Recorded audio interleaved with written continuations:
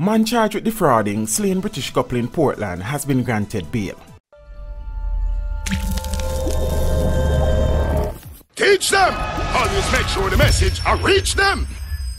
The man, who was initially held as a suspect in relation to the murder of an elderly British couple in Mount Pleasant, Portland, was granted bail on fraud-related charges when he appeared in the parish court on Tuesday, July 31. Saquino Farr, a 24-year-old mechanic, is charged with 7 counts of obtaining goods by means of false pretense and conspiracy to defraud.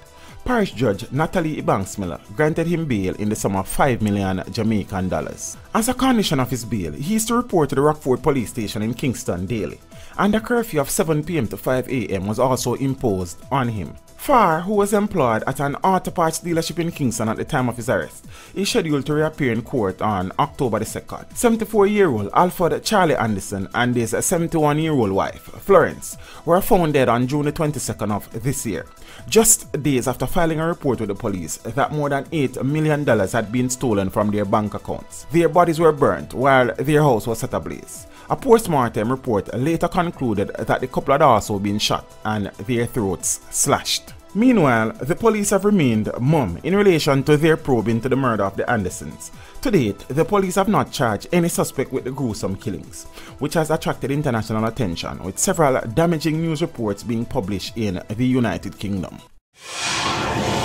Teach them! Hey, yo, hello! Send the message and make it reach them. It's Teach Them, right here, Warlord representing. Thank you for watching. Please leave a comment below. Remember to like and share the video. Don't forget to subscribe for more awesome content. Follow me on social media and check out the suggested videos on screen.